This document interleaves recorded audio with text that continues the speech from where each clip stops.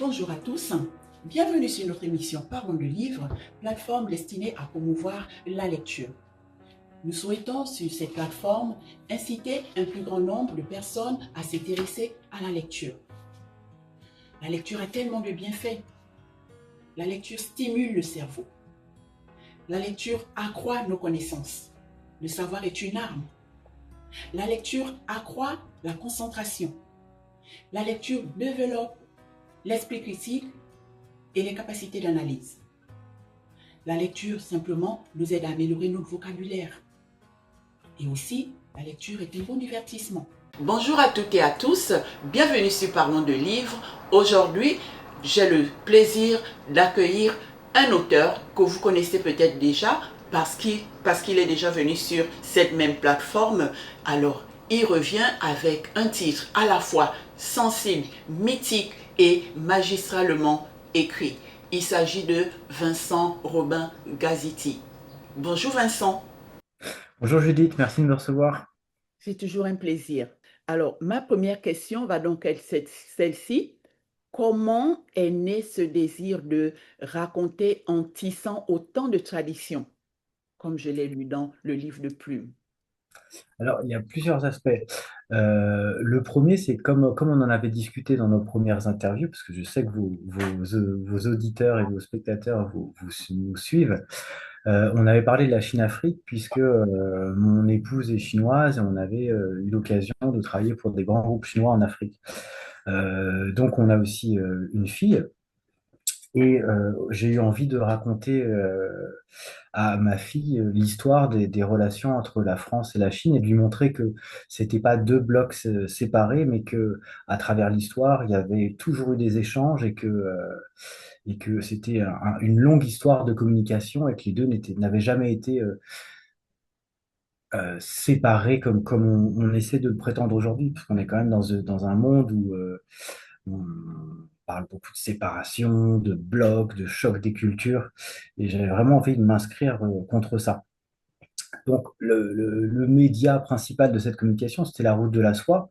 Route de la Soie que j'avais eu l'occasion, dans ma prime jeunesse, enfin, je devais avoir une trentaine d'années, de parcourir à pied. En fait, j'étais revenu de Chine à pied, donc j'ai un peu tous les espaces que je décris dans ce livre, je les ai aussi parcourus de moi-même, donc je les connaissais physiquement. Donc ça, c'était aussi quelque chose d'intéressant. Et donc, j'avais envie de lui transmettre cette double culture qu'elle a, qui est à la fois européenne, à la fois asiatique, et de lui. Alors, pour complexifier un peu les choses, moi je suis moi-même métis franco-hongrois, donc je voulais lui donner une logique dans ses origines entre cette histoire française, cette histoire hongroise, cette histoire chinoise, et lui montrer comment elle était le fruit d'une très très longue histoire. Mais comme on l'est tous finalement, c'est ça qui est aussi important, c'est de comprendre qu'on n'arrive pas au monde comme ça, comme un cheveu sur la soupe, et qu'on est tous le fruit d'une histoire passionnante. Et il faut qu'on la raconte, il faut se raconter. Très bien raconté, hein, très bien raconté. Alors, vous mêlez récits mythiques et voix contemporaine. Comment avez-vous trouvé l'équilibre entre l'ancrage historique et la liberté poétique? Alors, c'est une vaste question. Déjà, dans ma façon d'écrire le livre, j'avais envie que le style évolue au fur et à mesure du roman. C'est-à-dire que on commence avec une nuit des temps, donc mythique. Donc le style littéraire est inspiré de la structure d'un récit mythique, avec des choses qui vont être répétitives, avec un récit qui est très structuré, avec cette structure du mythe. Et puis on passe vers la légende, on passe vers le conte, pour aller vers le récit historique, pour aller vers le roman un peu contemporain. Donc j'avais vraiment envie de faire évoluer le style en même temps que le roman avance. Et l'idée, c'était aussi que ma fille, quand elle va lire le livre, elle va aussi grandir avec ce livre et du coup que la voix qui lui parle s'adapte à son évolution à elle aussi. Donc c'était un peu l'idée de cette évolution de style à travers le livre. Mhm. Alors, j'ai noté les figures fondatrices, hein, dans le livre quand on commence, Bordeaux, Souan, c'est bien ça, je prononce bien Souan. Swen. Swan. surtout Corsi. Oui, Alors, chacun semble incarner un rapport particulier au pouvoir, à la terre ou aux limites, à la frontière en fait, les limites, la frontière. Sont-ils pour vous des archétypes ou des ancêtres symboliques?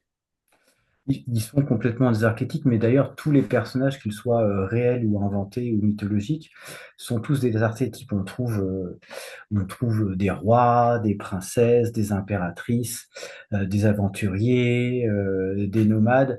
Et ils sont tous à la fois des personnages qui auraient pu être dans l'histoire, parce qu'en fait, ils grandissent à l'ombre de personnages historiques célèbres, mais ils sont tous des archétypes qui, à mon sens, meuble, on va dire, notre psyché, ou en tout cas la mienne. Et je pense que la propriété d'un archétype, c'est que c'est partagé par un peu tout le monde.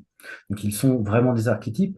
L'idée de Beurre 2, alors pour ceux qui connaissent un petit peu la culture tibétaine, Bordeaux, j'ai un peu calqué son nom sur ce qu'on appelle le bord de Tödel. Le bord de Tödel, c'est le livre des morts tibétain. Et donc, partir de là, c'était vraiment commencer à mettre un espace. Parce que quand on est, il faut commencer à ordonner le passé, le présent, le futur et les directions de l'espace. Et c'est à partir de cet espace qu'on va pouvoir construire une histoire, construire une légende. Mais je voulais vraiment partir du fond des âges et du fond de ce que peut être la réalité. Donc, c'était l'idée de Bordeaux. Swen, ensuite, en fait, c'est quelque chose que j'ai piqué dans le livre des transformations. C'est un livre qui me suit beaucoup, ce que les Chinois appellent le Yi. Je sais pas si c'est un peu la Bible du monde chinois, en fait, ce Yi. Et Swen, c'est un des hexagrammes du Yi. Hmm. Eh bien, complexe, intéressant. On découvre de tout. Alors, à un moment, vous parlez d'un mur, hein, le mur qui arrête la migration des fils de Bordeaux, hein. Alors, en lisant, je me dis, ah là là, ce mur, il fait fortement écho à nos murs contemporains, hein, maintenant, notamment géopolitiques, culturels. Aviez-vous cette lecture en tête quand vous avez commencé à écrire? Complètement, je suis très content que vous, vous me le fassiez remarquer, parce qu'il y avait plusieurs aspects du mur. On le retrouve à différents endroits. On retrouve ce mur mythique, en fait, qui est simplement, dans la première étape de Bordeaux, le fait qu'il y ait un mur, c'est le fait qu'on puisse avoir un avant et un après. Donc, on commence à structurer l'espace avec l'idée du mur. Mais bien sûr, il fait référence à la Grande Muraille de Chine. Et puis, plus tard dans le roman, on trouve le mur de fer, le rideau de fer qui sépare l'Europe de l'Est de l'Europe de l'Ouest, et on pourrait penser à beaucoup d'autres murs qu'on a bâtis ensuite. Donc c'est vrai que la figure du mur est vraiment centrale dans la construction du roman. Mhm. Dans les derniers chapitres, hein, parce que j'ai regardé les derniers chapitres, j'ai vraiment bien lu les derniers chapitres, ça mérite une attention particulière parce que ils font basculer l'œuvre du mythe vers la mémoire contemporaine. Le passage à l'époque post-Covid s'est-il imposé dès le début ou vous avez pris la décision en cours d'écriture? Alors ça, c'est des petits secrets que je ne partagerai pas, mais non, je plaisante. Non, le livre a été écrit sur assez longtemps, puisque j'ai commencé quand j'ai su que ma fille allait naître, donc un peu avant sa naissance, donc ça s'est étalé sur environ 6 ans. Et il se trouve que quand je l'ai fini, on était en pleine période du Covid, et que je travaillais aux Philippines, et je me suis retrouvé isolé de ma famille, qui n'a pas pu me rejoindre pendant 2 ans, parce qu'il n'était pas possible de rentrer aux Philippines, et moi, c'était pas possible de sortir non plus. Et donc, du coup, il y avait aussi, enfin, c'est devenu de plus en plus important pour moi de finir ce livre, pour lui transmettre et lui expliquer comment on en était arrivé là, et comment elle s'était retrouvée, comment on s'était retrouvés séparés pendant longtemps, parce elle avait à l'époque 4 ans, donc ça veut dire que de 2 à 4 ans, on ne s'est pas vu, parce qu'on était séparés par, alors c'est pas un mur cette fois, Ouais. mais un mur immatériel, on va dire. Oui, exact, un mur immatériel. Alors, il y a un passage que j'ai noté, hein, un passage du livre. Il est court, mais chargé d'images fortes. Alors, pourquoi j'en parle? Parce que c'est un peu pour évoquer la dimension poétique, symbolique que l'on retrouve beaucoup dans le récit, hein, surtout quand on parle de toutes les traditions, les âges, où traverser les âges, les steppes d'Eurasie. Le passage, alors, dit ceci. Le monde, d'une certaine façon, existe déjà, mais pas sous la forme où nous le connaissons, un peu comme la poule qui est déjà dans l'œuf et inversement. Et de la nuit sort le temps. C'est vraiment, alors des passages comme ça, c'est vraiment, c'est des passages, c'est poétique, hein. Tout au long du texte, bon, c'est normal, vous parlez des mythes, la mémoire, la poésie, les légendes, les contes de Razi. Et des passages comme ça, il y en a beaucoup dans le récit. Il y en a beaucoup. Celui-là saisit vraiment le cœur du livre parce que c'est la naissance du monde qui est à la fois poétique, mais métaphysique et en même temps accessible. Du coup, ça évoque bien le lien entre la narration, l'origine, tout ça. Quand on lit le livre, c'est vraiment le fil conducteur, le fil rouge de l'œuvre. Et aussi, c'est la mémoire et les mystères qu'il y a derrière, hein. Quand on lit, c'est mystérieux, hein, pour quelqu'un qui lit, quelqu'un comme moi, je ne connais pas trop, voilà, tout ce qui comment ça s'est fondé, les légendes, les contes, tout ça, toutes les populations. Il y a tellement de noms, hein, pour ne pas écorcher, je préfère ne même pas, ne pas les citer. Donc, c'est effectivement, tout ça donne l'envie, effectivement, de lire davantage, vous voyez, et de connaître plus. Alors, ça mène à la question, est-ce que vous vous êtes servi, vous avez parlé tout à l'heure du Oui, litine, Eating, le livre, le classique des transformations. voilà. Est-ce que ça a été votre seul livre de référence ou alors vous avez puisé un peu partout? J'ai puisé un peu partout. Moi, j'aime beaucoup. Je considère qu'on n'écrit pas un livre, en fait. On l'écrit avec tous les auteurs qui nous entourent, tous les auteurs qu'on a lus. Et bon an, mal an, malgré cette figure de l'écrivain qui est un peu quelqu'un qui travaille tout seul, c'est pas vrai, en fait. On écrit, on est des milliers à écrire un livre. Et dans mes livres de chevet, alors le I Ching, le classique des transformations, c'est un classique chinois que j'aime beaucoup. Donc avec moi, j'ai même introduit des morceaux de ce I Ching.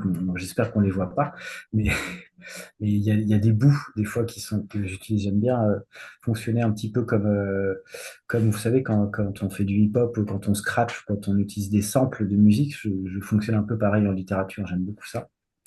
Euh, j'ai utilisé aussi de l'histoire secrète des Mongols, qui est le livre classique qui raconte l'histoire de Gengis Khan et qui part aussi du début de la nuit des temps. J'ai utilisé aussi, alors moins de cette façon-là, mais c'est quand même très présent. Vous parliez d'archétypes, donc forcément Jung est aussi présent dans cette idée parce que il y a cette idée que la mémoire du monde est toujours au fond de nous en fait et que chacun de nous peut y accéder de façon interne en fait. On a tous en nous un chemin pour parcours, pour atteindre la mémoire du monde.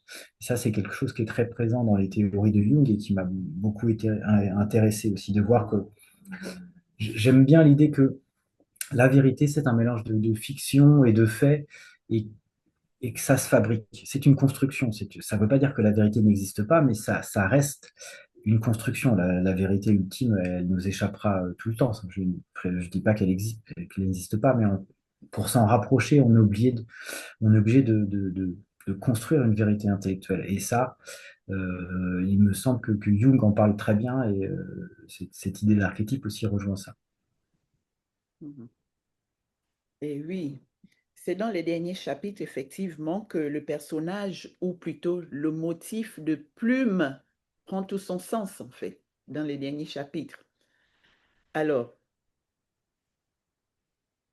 est-ce qu'on peut dire que le livre de Plume est un livre sur le rôle du livre lui-même? Je ne sais pas si vous voyez ce que... Ah, c'est une question très très intéressante. Et très très intéressante et très très pertinente. Je suis vraiment très content que vous la posiez parce qu'effectivement, il y a quelque chose de cette idée-là. Et je pense que comme vous le dites, ça apparaît à la fin parce que ce qui m'amuse, c'est que finalement, euh, quand j'écris à ma fille, je sais qu'elle va lire mon texte dans le futur. Donc j'écris du passé pour quelqu'un qui va me lire dans le futur et pour qui mon présent sera du passé. Et ça, ça paraît complètement magique, complètement fou, mais c'est la nature même d'un livre, en fait. Et ça, je trouve ça vraiment fascinant, en fait, que l'essence même du livre, c'est de la magie. Enfin, pour moi, c'est comme ça que je le vois, le processus d'écriture. Et d'autant plus dans ce livre parce que c'est une transmission. Et le livre, c'est ça. Le livre est là pour transmettre. Et cette transmission, elle dépasse les frontières du temps. Et on peut jouer avec ça. On peut parler à quelqu'un qui est déjà dans le futur. On peut lui parler du passé. On peut imaginer ce que sera son futur, est-ce que sera sa réaction. C'est vraiment fascinant, en fait, de toucher à cette magie qui est inhérente au livre, effectivement. Mhm, mhm. Ouais, j'ai vraiment trouvé ça. À la fin, j'ai dit ouais. Et tout de suite, ça m'est venu en disant waouh, c'est vraiment, je ne sais pas si c'était intentionnel, ouais, peut-être. Complètement, mais je suis très content que vous posiez la question. Oui, oui, oui, oui. Ça m'a, parce que ça m'a vraiment, oh, à la fin, on dit waouh, c'est vraiment super. Le symbole, vraiment le symbole d'une transmission. C'est vraiment le symbole d'une transmission, ça.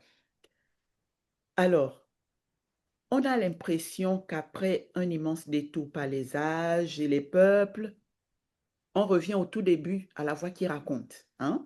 Toujours dans les derniers chapitres. Est-ce pour vous une bouche fermée ou une invitation à ce que d'autres plumes reprennent le fil? Effectivement, c'est un peu ça. En fait, pour tout vous dire, il y a deux versions de ce livre, parce qu'il y a une version que j'ai éditée et pour laquelle, enfin, sur laquelle j'ai travaillé pour un lecteur lambda. C'est-à-dire que le rôle de plume arrive un peu à la fin. J'essaie de maintenir, enfin, c'est un peu un secret de policier, on va dire, mais j'essaie de maintenir un peu le suspense pour qu'il y ait quelque chose qui monte au fur et à mesure du roman. Et donc ça, c'est la version qui est pour le public. Et j'ai aussi une version qui est spécifiquement pour ma fille, qui est un livre en cuir enfin, il n'en existe qu'un seul et qui n'est pas exactement le même. Et donc ça se rejoint à la fin du livre que j'ai offert à ma fille, enfin que je vais lui offrir dans quelques jours, puisque j'attends son 8e anniversaire qui sera le 15 août. Et voilà, donc elle a un exemplaire spécifique qui a écrit, qui est le sien et qui n'est pas exactement le même que celui qui a été édité. Hmm. Avec autant de pages aussi? Oui, il y a pas une différence fondamentale, mais disons qu'il y a beaucoup plus d'adresses personnelles et dès le départ, alors que dans le livre qui est édité, voilà, l'idée c'est d'emmener le lecteur sur les routes de la soie avec des contes et des légendes de la route de la soie, des légendes, de l'histoire, enfin de nourrir un peu avec toute cette, tout ce que véhicule ce dialogue entre l'Orient et l'Occident, enfin ce chemin de dialogue entre l'Orient et l'Occident. Alors que dans sa version à elle, je m'adresse plus directement à elle. Hmm. Une vraie transmission. Exact. Transmission directe. Alors, qu'est-ce que vous souhaitez que le lecteur retienne? Ah, c'est une une très bonne question. Ben, je pense que L'héritage, voilà. On sait. tout simplement alors, qu'on vient tous, on n'arrive pas dans le monde comme ça, on appartient au monde et que son histoire nous est accessible et qu'on est le fruit de son histoire. Et d'autre part, on n'est pas séparés les uns des autres, il n'y a pas de blocs de civilisation qui s'affrontent et qui luttent et qui ne peuvent pas communiquer. On a toujours communiqué à travers l'histoire. Il y a jamais eu il y a quasiment pas eu d'interruption dans cette communication entre l'Asie et l'Europe, mais aussi entre l'Europe et l'Afrique. Et, et j'aimerais bien que ce qui est pas le cas aujourd'hui, mais qu'on arrête de croire qu'on est des blocs qui ne sont pas capables de communiquer et que la guerre est la seule solution à à cette conflit de civilisation qui n'existe à mon sens pas, que vraiment là, du coup, qui est aussi une fabrication encore plus que que les récits. Exact. Vous le dites si bien, le conflit des civilisations. Ça n'a pas de sens en fait. Hein. Ça n'a pas de sens parce que quand on regarde bien, beaucoup de choses se rejoignent. Hein. On appelle, je disais dans le livre, effectivement, vous expliquez comment tout s'entrelace, s'entrecroise. Hein. Les descendants de Borloo, fils né du loup et de la biche, hein, né du loup et de la biche, ça traverse, voilà. Le récit est tellement complexe, mais c'est un beau récit, on ne s'en lasse pas. On parle des steppes d'Eurasie, on se retrouve en Asie, on se retrouve même au Mozambique, on se retrouve. Voilà, ça montre un petit peu comment les civilisations s'entrecroisent et s'encastrent. Hein. C'est ça.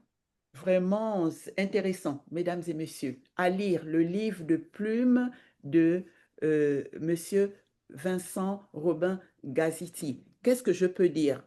C'est un livre qui traverse les âges, les terres et les imaginaires depuis la nuit des temps jusqu'aux échos très contemporains de notre monde d'aujourd'hui parce qu'il parle de la période post-Covid. C'est une œuvre, je l'ai trouvée, en fait, c'est une œuvre qui interroge la mémoire collective. Hein. Elle interroge la mémoire collective, notre rapport à la transmission, à l'exil, à l'origine, hein, à nos origines aussi. Vraiment, c'est à lire. Tout un chacun, c'est un récit que nous devions lire. Ça nous fait effectivement prendre conscience de, comme il l'a dit, que les conflits civilisationnels ou les conflits entre civilisations n'ont pas lieu d'être, en fait. Ça n'a pas lieu d'être. Malheureusement, depuis la nuit des temps, hein, quand on regarde, il y a tellement eu de conflits, tellement. Hein. On a l'impression que l'être humain, on est sur cette terre pour ça, les conflits, les conflits. C'est fou, hein? Et dans ces conflits, justement, c'est là où s'entrecroisent et s'encastrent les civilisations, les cultures, les origines, tout, tout s'encastre. Le métissage, en fait. Hein? On est tous métissés. C'est assez rigolo puisqu'on fait en ce moment la grande mode, c'est de faire les tests ADN pour voir d'où on vient. Et à chaque fois que les gens font un test ADN, ils réalisent ils sont tous métis. Oui, oui. Une amie qui est aussi noire que moi hein, a fait des tests ADN et a des grands-parents blancs, blancs, blancs, blancs. C'est dire, hein, à des gènes, on dit même. Hein. C'est vraiment, alors, c'est vraiment à lire. Voilà, on a fait le tour, on arrive donc au terme de notre entretien. Vous voyez, je trouve que c'est vite passé parce que c'est tellement passionnant, c'est tellement passionnant. Hein.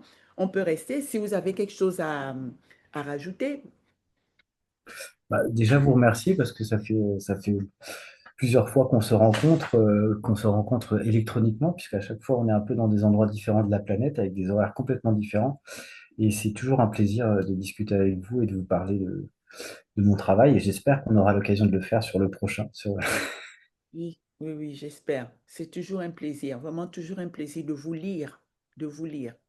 Parce que là, on retrouve effectivement cette touche de quelqu'un qui, vous voyez, qui a une ouverture d'esprit et puis qui a un peu l'habitude de côtoyer toutes ces, vous voyez, les cultures, voilà. En tout cas, on sent cette ouverture d'esprit quand on vous lit. D'où la richesse de vos récits, vraiment la richesse de vos récits. Un grand merci à vous, un grand merci à vous pour ça. Mesdames et messieurs, alors vous dites à nos lecteurs où est-ce qu'ils peuvent se procurer le livre de plumes. Alors, nos lecteurs, j'imagine qu'ils sont un peu éparpillés partout dans le monde, mais en tout cas, ils pourront le trouver sur le site des éditions La Route de la Soie édition. Et donc, ils peuvent le commander. Après, on le trouve aussi sur Amazon, sur le site de la Fnac, partout sur Internet. Et on peut aussi le trouver, bien sûr, en librairie. D'accord, ben super. On mettra peut-être le lien de la maison d'édition Oui, vidéo hein, quand on la postera. Voilà, on mettra le lien. Vincent, un grand merci à vous. Vraiment merci. merci Judith. Je ne sais pas si je dois vous souhaiter bonne soirée, bonne matinée, bonne journée. C'est encore oui, bonne matinée. Il doit être, je ne sais pas, 10h, 11h, 11h30 peut-être. D'accord. Une très bonne journée à vous alors. Voilà. Merci, merci. On se dit donc à très bientôt. À très bientôt. Si. Au revoir. Au revoir. Mesdames et messieurs, nous venons donc d'écouter avec grand intérêt Monsieur Vincent Robin Gaziti par rapport à son livre, le livre de Plume. C'est donc un récit qui traverse les âges et les steppes d'Eurasie, mêlant contes, légendes, mémoire et poésie. On parle donc de Bordeaux, l'ancêtre d'origine, né d'un loup et d'une biche, à Souan, un de ses descendants qui, Souan, incarne le passage entre deux mondes. Lisez le livre, vous comprendrez pourquoi. Souan part de sa terre d'origine, elle est transportée ailleurs et là-bas, elle mettra au monde des enfants qui mettront au monde des enfants. Ça va se propager de descendant en descendant. On comprend pourquoi en fait tout s'entrecroise. Les civilisations, les populations qui s'entrecroisent et s'encastrent. Comprenez bien. Donc, la raison pour laquelle je dis, on part de Bordeaux à Souan, des mythes fondateurs aux ruptures contemporaines. Ce récit interroge bien évidemment nos origines, la transmission et surtout ce que signifie raconter. Parce que oui, Vincent Robin Gaziti raconte dans ce livre. Lisez-le, il raconte. Alors, c'est une interview riche, nécessaire également, nécessaire à découvrir dès maintenant sur Parlons de livres. Chères lectrices, chers lecteurs, vous voulez nous soutenir, commencez par appuyer sur la touche subscribe. Voilà, on se dit donc à très bientôt. Encore merci.